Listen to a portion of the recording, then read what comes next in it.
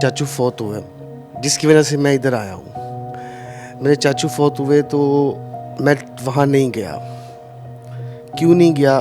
मेरी सेहत बहुत वीक हो गया था मैं कि मैं क्या शक्ल क्या दिखाऊंगा अपने ख़ानदान में जाके, क्योंकि नशेई को दूर से ही देख के पता चल जाता है ये नशेई है। जब मैंने सबको छोड़ दिया था, सबको किसको? सबको छोड़ दिया था मैंने, सिर्फ नशे को अपना लिया था। मैं अल्हम्दुलिल्लाह रिकवरी के अंदर हूँ। घर जाता हूँ, ना किसी का एतमाद तोड़ता हूँ, ना कोई ड्रग्स यूज़ करता हूँ, ना सिगरेट तक नहीं पीता। मैंने चोरी भी की, ठीक है, मैंने गलत कामों में भी गया, मैं ड्रग डीलर भी बना। पेरेंट्स को मैं पेरेंट्स नहीं समझ रहा था, मैं उनको दुश्मन समझता था। अगर वो मेरे से कोई चीज़ मेरी ले लेते थे तो वो तो इसलिए वो तो मेरी भलाई कर रहे थे उस टाइम। मैं अपने डैड से सबसे पहले अपनी माफ़ी मांगूंगा कि मैंने गलती की है और मैं इसको एक्सेप्ट करूंगा कि मेरी ये गलती है।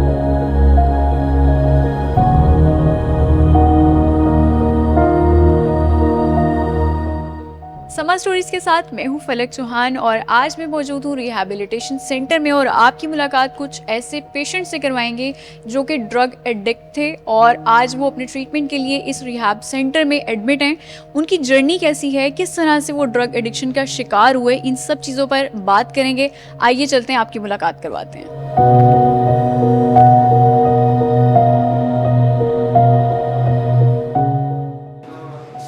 कैसे हैं आप? अल्हम्दुलिल्लाह ठीक ठाक। आपसे बात करना चाह रही हूँ, आपकी ज़िंदगी के हवाले से पूछना चाह रही हूँ। थोड़ा सा बताएंगे कि कहाँ, किस शहर से हैं आप मैं लाहौर शहर से हूँ। और यहाँ पे कितने टाइम से हैं? यहाँ पे मुझे हो गए हैं 6-7 मंथ्स।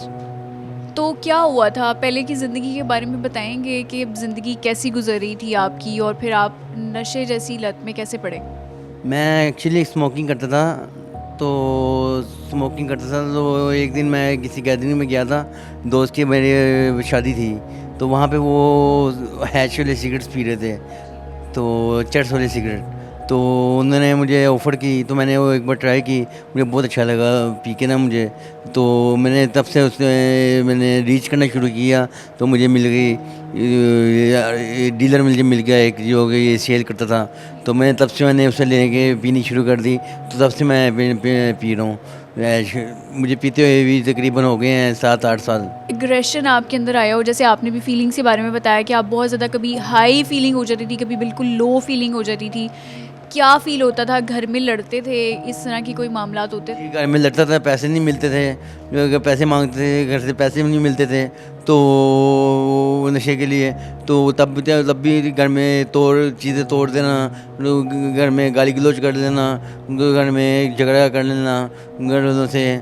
तो फिर ये चीज़ें एक आम रूटीन में बन चुकी थी। आपकी उम्र क्या है?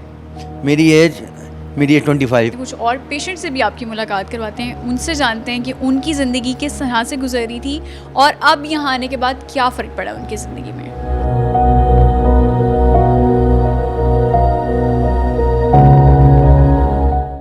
अपनी जर्नी के बारे में बताएं कि कैसी ज़िंदगी थी, अब कैसी ज़िंदगी है? मैम पहले मैं बहुत ड्रग एडिक्ट था। मैं घर से नहीं हूँ, तो मेरे शुरू से ही मेरे कुछ फ्रेंड्स ऐसे थे, कुछ लाइफ ऐसी थी जिसकी वजह से मैं ड्रग्स के अंदर इन्वॉल्व हो गया और काफ़ी छोटी उम्र से इन्वॉल्व हो गया था।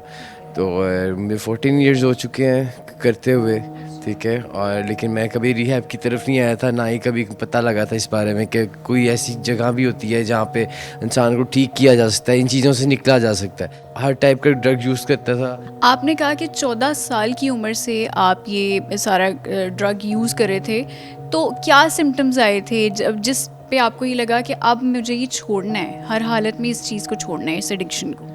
एग्रेशन था सबसे पहले, ठीक है। दूसरी चीज़, मुझे सही तरीके से चीज़ें समझ नहीं आ रही थी, ठीक है। मेरी लाइफ डिस्टर्ब हो रही थी, मुझे अपने रिलेशनशिप्स के बारे में सही नहीं पता लग रहा था, ठीक है। और फिर मैं साफ कहना चाहूँगा, मैंने चोरी भी की, ठीक है, मैंने गलत कामों में भी गया, मैं ड्रग डीलर भी बना, ठीक है। फिर इस तरह ही क्योंकि मेरे पास पैसे नहीं थे, मुझे करना था कहीं ना कहीं से, फिर मुझे इन चीज़ों का सहारा लेना पड़ा और फिर मैंने किया और फिर मैंने ये सब कुछ, फिर मैं यहाँ पे आया। पेरेंट्स को मैं पेरेंट्स नहीं समझ रहा था, मैं उनको दुश्मन समझता था। अगर वो मेरे से कोई चीज़ मेरी ले लेते थे तो वो तो इसलिए वो तो मेरी भलाई कर रहे थे उस टाइम। यहाँ यहाँ आने के बाद कोई क्रेविंग वगैरह हुई अपने आप को? बहुत दफ़ा ऐसा होता है कि जो लोग ड्रग्स ले रहे होते हैं उनका अपने आप पे कंट्रोल नहीं होता, उनको वो ड्रग हर हाल में चाहिए होती है।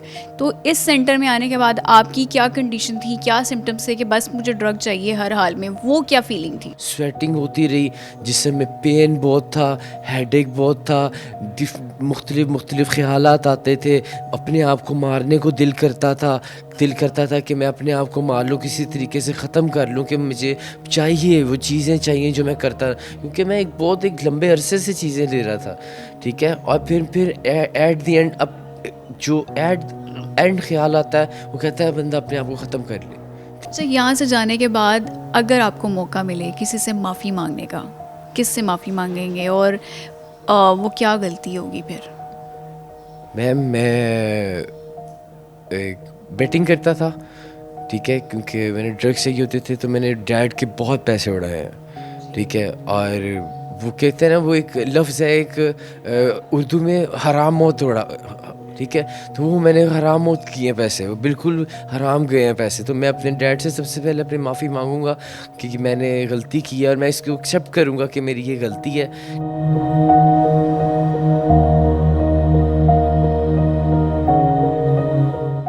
आप थोड़ा सा अपने बारे में बताएंगे कि पहले आप क्या कर रहे थे, कारोबार करते थे, पढ़ रहे थे, पहले की ज़िंदगी आपकी कैसी थी?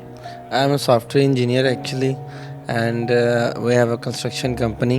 मैं बस जब अपनी सोशल लाइफ में आया तो कुछ दोस्त ऐसे थे, पार्टीज़ वगैरह पे मैंने जाना वगैरह स्टार्ट कर दिया जब मैं अपने काम से वापस आता था। तो पार्टीज़ वगैरह पे जब जाना स्टार्ट किया, वहाँ पे कुछ दोस्त ऐसे थे जो ड्रग्स वगैरह यूज़ करते थे, उन्होंने ड्रग्स टेस्ट करवाया।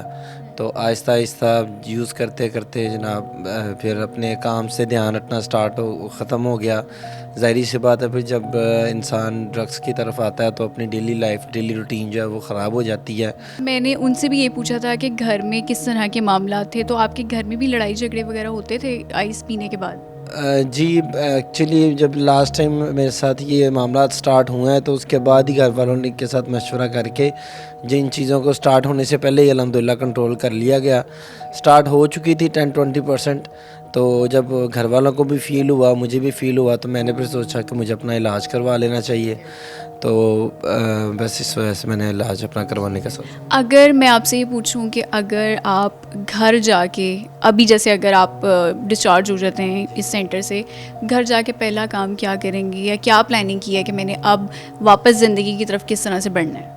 देखिए, मैं जहाँ से छोड़ के आया हूँ मैंने वहीं से स्टार्ट करना। ऑब्वियसली हमारा अपना बिज़नेस है, अपना कारोबार है, तो हमारे इस टाइम पूरे पंजाब के अंदर 10 to 12 प्रोजेक्ट चल रहे हैं। लेकिन मैं अल्हम्दुलिल्लाह रिकवरी के अंदर हूँ। घर जाता हूँ, ना किसी का एतमाद तोड़ता हूँ, ना कोई ड्रग्स यूज़ करता हूँ, ना सिगरेट तक नहीं पीता। जैसे अब आप यहाँ पर आए थे तो कभी ऐसा क्रेविंग हुई हो या बहुत ज़्यादा तलब बढ़ी हो आपकी कि नहीं, अब मैं तो यहाँ पर आ गया हूँ लेकिन मुझे हर हाल में वही वाली ड्रग्स चाहिए, तो इस तरह की कभी कुछ फीलिंग आई आपको? स्टार्टिंग में जब आते हैं तब ऑब्वियसली हर इंसान को फीलिंग्स आती है। पहले जो 15 डेज़ होते हैं वो इंसान के लिए बहुत मुश्किल होते हैं। आपसे वैसे मुझे बात करके बहुत अच्छा लगा, क्योंकि एजुकेटेड भी हैं और अपना कारोबार भी संभाल रहे हैं और इनको रियलाइज़ हुआ कि इनको रिहैब सेंटर की ज़रूरत है ताकि ये वापस ज़िंदगी की तरफ जा सकें, क्योंकि बहुत सारी ऐसी चीज़ें होती हैं जब जो इंसान के कंट्रोल में नहीं होती और उसको उस टाइम पर ट्रीटमेंट की, स्पेशलिस्ट की बहुत ज़रूरत होती है। कुछ और लोगों से भी आपकी मुलाकात करवाते हैं।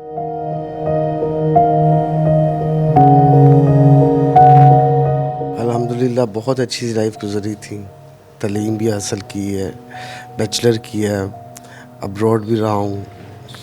लेकिन जब से ये नशे की लत में आया हूँ, दोस्तों के साथ बैठा हूँ, उन्होंने टेस्ट करवाया नशा, तो अच्छा लगा नया नया, फिर आहिस्ता आहिस्ता उसका मैं एडिक्ट हो गया। तो जब एडिक्ट हुआ मुझे पता नहीं चला कि मैं एडिक्ट हो चुका हूँ। कौन से ड्रग आप यूज़ कर रहे थे? मैंने मैरिवाना यूज़ की है, उसके बाद आइस यूज़ की है, ठीक है, और नाम नहीं लेना चाहूँगा मैं, मेडिकल के भी हैं, मेडिकल के नशे भी हैं, वो भी मैंने यूज़ किए हुए हैं, ठीक है। लेकिन अभी रिसेंटली जब अभी मैं आया हूँ, मैं आइस ही पिया था सिर्फ बस। क्योंकि एक पॉइंट तब आता है ना जब इंसान बिल्कुल टूट जाता है, उस पे फिर वो फैसला करता है कि अब मैंने ये छोड़ना है। वो वाला लम्हा क्या था? जब मैंने सबको छोड़ दिया था, सबको किसको? सबको छोड़ दिया था मैंने, सिर्फ नशे को अपना लिया था। मैंने अपनी फैमिली छोड़ दी, अपने घर वालों को, अपने दोस्तों को छोड़ दिया। जो मेरे अच्छे दोस्त से मैं उनसे मिल नहीं पाता था। अभी रिसेंटली बात है, इधर एडमिट होने से पहले की बात है, मेरे चाचू फौत हुए, जिसकी वजह से मैं इधर आया हूँ। मेरे चाचू फौत हुए तो मैं वहाँ नहीं गया।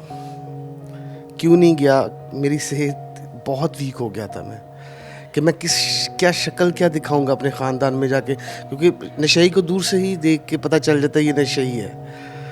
कि मुझे इतनी बैड वाइब्स आ रही थी, मैं अपने चाचू के जनाजे में नहीं गया।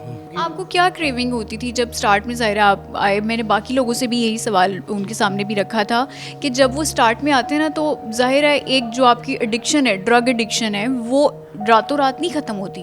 बहुत सारे मामलात होते हैं, बहुत सारी क्रेविंग्स होती हैं, इंसान का अपने आप को ख़त्म करने का भी दिल कर रहा होता है। जिस तरह से अभी एक पेशेंट ने भी हमें बताया था कि वो खुदकुशी तक में चले गए थे। आपके साथ क्या फीलिंग होती? बहुत बुरा हुआ तो मतलब ऐसे बैड वाइब्स आते थे, रातों को उठ के मतलब रोना, खुद को मारने के ख्यालात आने, सोचना कि मैं क्या कर बैठा हूँ, मैंने गलत किया है, मुझे ज़रूरत ही नहीं थी नशा छोड़ने की, मैं तो हमें गलत फ़ैसला कर बैठा हूँ। ये पहले फैसला आते इंसान के जहन में आते हैं, ठीक है, लेकिन आहिस्ते आहिस्ते जब आपको थेरेपी मिलती है, अगर अच्छी थेरेपी मिले, ग्रुप लेक्चर हों, आपके जो मुआलिजीन हैं वो आपकी हेल्प करें, तो कोई मुश्किल नहीं होती है। ठीक है। और अगर किसी से माफ़ी मांगने का मौका मिले, किस से माफ़ी मांगे? अपने सबसे पहले अपनी फैमिली से मांगूंगा, जिनकी वजह से, जिनको मैंने अजियत दी है सबसे ज़्यादा। फिर मैं अपने उन दोस्तों से माफ़ी मांगूंगा जिनकी वजह से, मतलब मेरी वजह से जिनको कोई नुकसान पहुंचा है, और ये मैं लाजमी ही करूंगा। ये जाके ये मेरा एम है। जो आपने हमें गोल बताया अपना कि यहाँ से जाने के फ़ौरन बाद इन्होंने माफ़ी मांगनी है, जिन लोगों का इन्होंने दिल दुखाया है, जो अपने घर वाले हैं, दोस्त अहबाब हैं, उन सब से माफ़ी भी मांगेंगे। और बहुत अच्छी बात है, माफ़ी मांगने वाला इंसान बहुत बड़ा होता है और माफ़ करने वाला इंसान उससे भी बड़ा होता है। कितने टाइम से यहाँ पर हैं? मुझे इधर 4 मंथ हो गए हैं। ठीक है। और 4 महीने में क्या क्या हुआ, थोड़ा सा बताएंगे? यहाँ पे क्या हुआ जब 4 महीने पहले आए थे? पहला दिन था, पहला हफ्ता था, क्या आपकी फीलिंग? पहला हफ्ता तो मुझे बहुत मुश्किल में मैं मेरा गुजरा जोन सा, और उसके बाद जोन सा है साथ साथ जोन सा है, फिर आहिस्ता आहिस्ता जोन सा है होता गया। मुश्किल किस हवाले से था, क्या होता था, फीलिंग क्या थी आपकी? फीलिंग यही थी कि दिल जोन से है मेरा, ऐसा लगता था कि फटने वाला हो रहा है, और उसके अलावा क्रेविंग में था बिल्कुल, और समझ नहीं आ रही थी कि क्या हो रहा है क्या नहीं हो रहा था, गुस्सा आ रहा था मुझे, और बस। अभी आप कितने साल के हो? अभी मैं 22 साल का हूँ। 22 साल के। और कौन सा आप ड्रग इस्तेमाल कर रहे थे? मैं आइस और चरस का। ये शुरू कैसे किया? मुझे वो वाला एक आपसे ये जानना है कि ये आपको चरस किसने दिखाई है, किसने कहा कि इसको ट्राई कर लो ज़रा? ये मेरे कज़न ने दिखाई है मुझे, एक कज़न है मेरा, उसने दिखाई है, तो उसको अब मैं क्या कहूँ, कुछ कह भी नहीं सकता, क्योंकि मेरी गलती है, मैंने खुद स्टार्ट की है ये। हाँ, तो उसने मुझे सिगरेट पहला पिलाया है मुझे, तो उसके बाद मैं खुद लगा हूँ। उसके बाद किसी ने मुझे ये नहीं कहा कि ये पियो या ना पियो।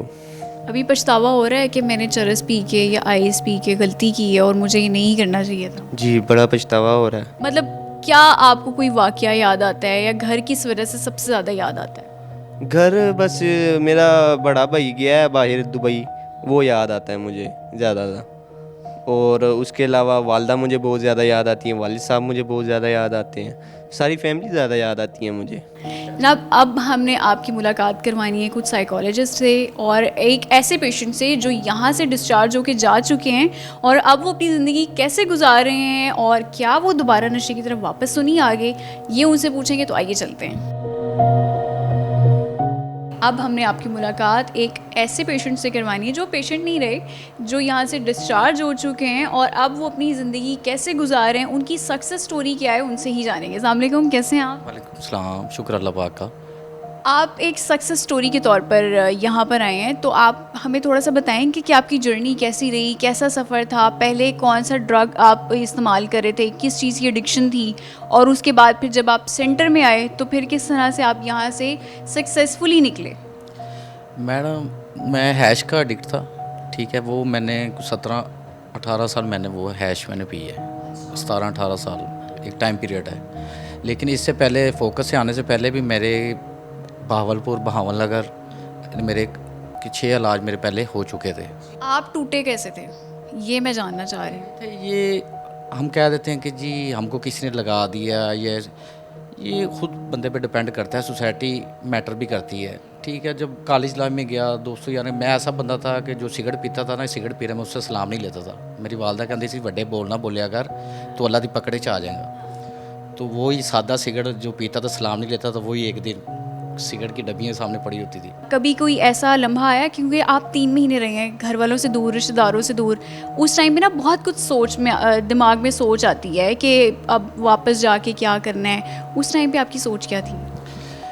मैं जब आया हूँ तो मैं ना कोई फैमिली से मेरी कोई था, एक यूम साहब बैठे हैं, मैंने ये भी नहीं कहा कि कहते हैं ना कि 10 दिन बाद क्या मेरी फैमिली से बात करवाएं। तो मैंने एक माइंड सेट बनाया हुआ था कि अब मैंने इस चीज़ से ना छुटकारा पाना है और ये मैंने खुद ही करना है। तो मैंने वो कैसे भी स्ट्रगल की, खुद के साथ लड़ा हूँ, जैसे भी किया है, तो मैंने इस चीज़ से छुटकारा, मैंने एक माइंड सेट बनाया हुआ था।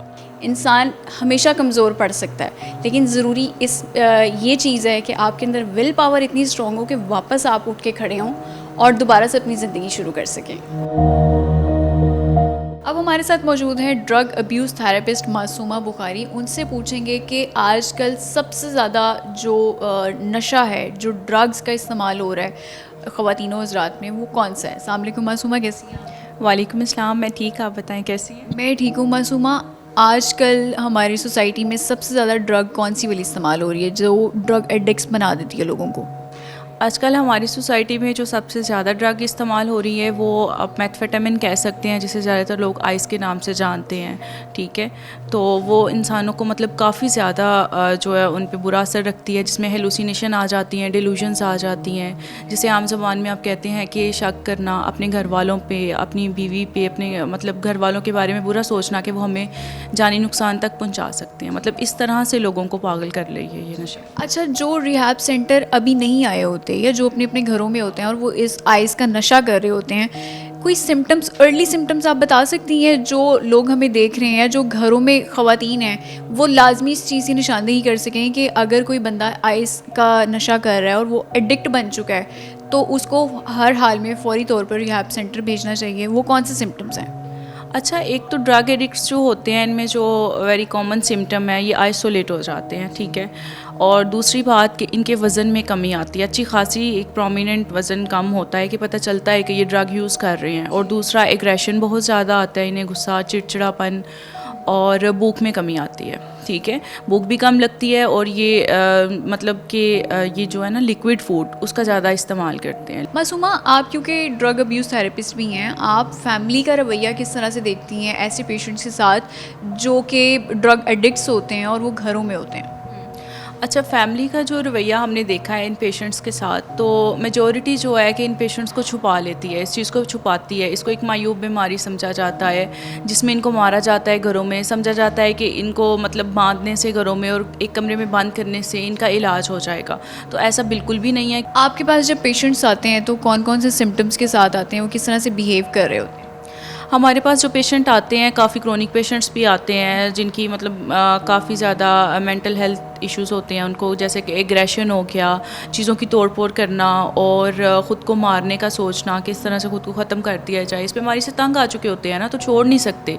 और टांगों में बहुत ज़्यादा दर्द, जिस्म में दर्द होना, बेजान हो जाना बॉडी का, और कुछ ना खाना, इस तरह से वेट में काफ़ी कमी। और इवन कि हमारे पास ऐसे पेशेंट भी आइस के आते हैं जो कि 10-10 दिन और 20-20 दिन से सोए नहीं होते, घर में नींद नहीं ली होती उन्होंने। इस तरह के काफ़ी स्वेरिटी वाले पेशेंट्स हमारे पास आते हैं। मतलब ठीक है जी, बहुत शुक्रिया। हमारे साथ मौजूद थी मासूमा बुखारी। अंसारी जो कि ड्रग अब्यूज़ थेरेपिस्ट भी हैं। जनाब, रिहैब सेंटर में आने के बाद, यहाँ पर लोगों से बात करने के बाद, स्पेशलिस्ट, साइकोलॉजिस्ट और ड्रग अब्यूज़ थेरेपिस्ट से बात करने के बाद मैं इस नतीजे पर पहुँची हूँ कि जो भी आपके इर्द गिर्द, आपके घर में, आपके सर्कल में, सोसाइटी में अगर आपको कुछ ऐसे लोग मिलें जो कि ड्रग एडिक्ट हों, उनको लाजमी तौर पर रिहैब सेंटर में दाखिल करवाएं ताकि उनका जल्द से जल्द इलाज हो सके और वो वापस अपनी ज़िंदगी की तरफ बढ़ सके। क्योंकि बहुत सारे ऐसे पेशेंट्स हैं जो कि रीलैप्स हो जाते हैं। रीलैप्स का मतलब ये है कि वापस उस नशे की तरफ चले जाते हैं, लेकिन उनसे आप घबराएं मत, उनसे डरें मत, उनको दुत्कारें मत, उनको हमेशा साथ दें, इनकरेज दें, ट्रीटमेंट की तरफ उनको लेकर आएँ ताकि ये बीमारी को वो जड़ से उखाड़ के फेंकें। फलक चौहान को दीजिए इजाज़त, अगले एपिसोड में दोबारा मुलाकात होगी, तब तक के लिए अल्लाह हाफ़िज़।